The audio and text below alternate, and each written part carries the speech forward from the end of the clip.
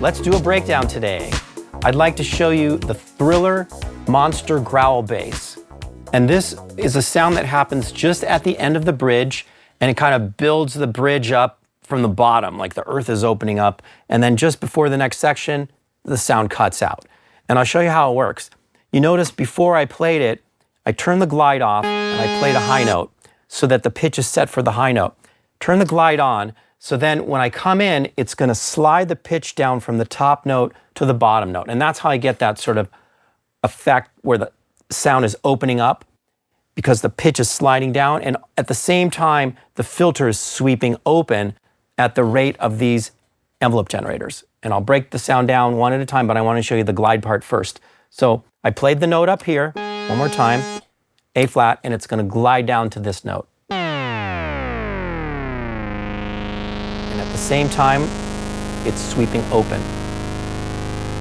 So, and when I release it, it's going to stop just before the next section.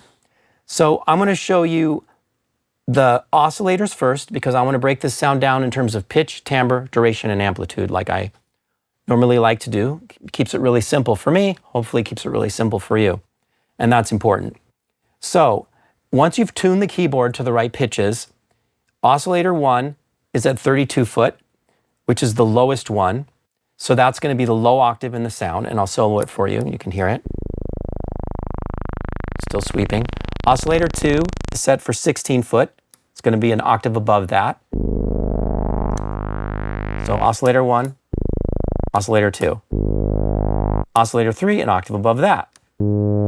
So here's the three oscillators again. 1, 2, 3. All together, 3 oscillators. All sawtooth waveforms, so exactly the same. So you get the full amount of harmonics available. There's no modulation to these oscillators at all. The only thing that's modulating the oscillator frequency is the portamento, because using portamento is the same thing as modulating pitch. You're just using the keyboard to do it instead of a low frequency sine wave or some other controller to the oscillators. So we've got our oscillators tuned properly, octave set, balance is equal among all three, so they're all equally at the same volume. Then we go to the filter. So we've covered pitch, now we go to timbre. So what's happening with timbre? Well, listen to the sound. Notice it's getting brighter as I play. So I'll play a lower note, you might be able to hear it a little bit better.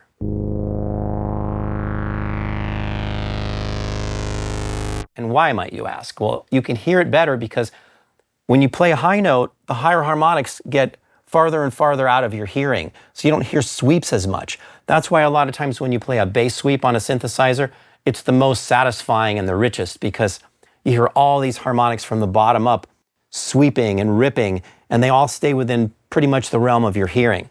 So I'm using this sweep on the bottom note so you get the most rip.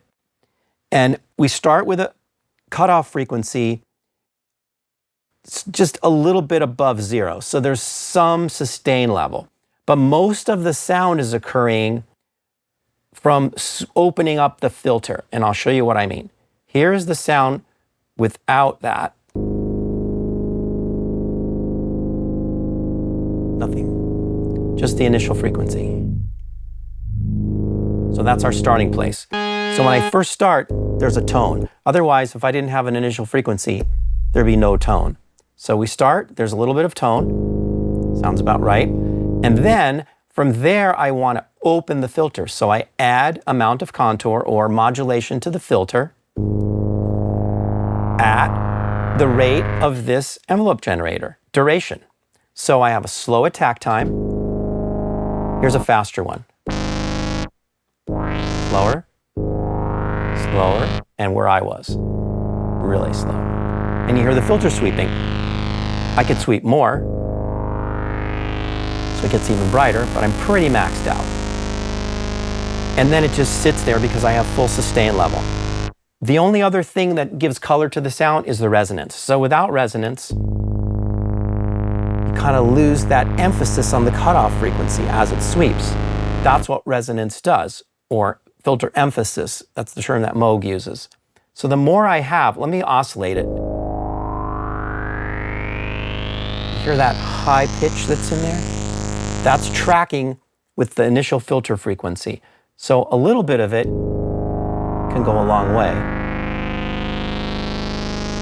And it helps define the sweep.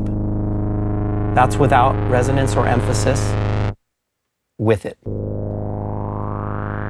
And you'll notice it thins the sound out a little bit, but in this case it's good because it's a low bass note and it could get very clogged down there because there's a full track going on. So by adding a lot of resonance or emphasis, you're going to be reducing the lower frequencies in the sound and emphasizing, that's why they use the word emphasis, the higher frequencies as it sweeps.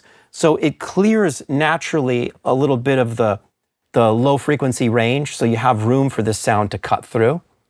And then with the ADSR envelope generator, I just have the sustain volume or the sustain level all the way up. So it's just fully sustaining, and without any decay time, when I release the key, the sound cuts off. No filter modulation. And I happen to have the keyboard control voltage fully tracking the filter.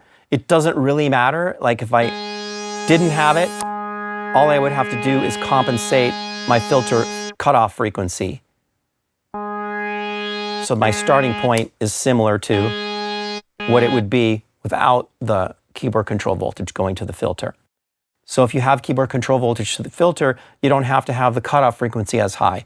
If you don't have keyboard control voltage going to the filter, then you can compensate with a little more cutoff frequency. And I'm telling you these things because if you have like a different kind of synthesizer, sometimes you can control the amount of keyboard control voltage going to the filter. In this case, you can go 1/3 keyboard control voltage to the filter, 2/3 keyboard control voltage to the filter, and then by putting them both down, the switch down, then you get a full 1 volt per octave going to the filter. Some synths you can't even do it. Some synths are all or nothing, 1 volt per octave, like maybe the Oberheim Obiax or your soft synth.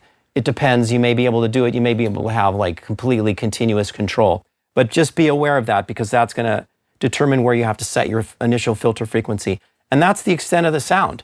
So to recap it, oscillators in 3 different octaves, all at the same volume, going into a filter with a good amount of resonance, a lot of filter contour at the rate of the envelope generator with a nice slow attack time, no release time. So when I release the note, it stops and it cuts off with the track.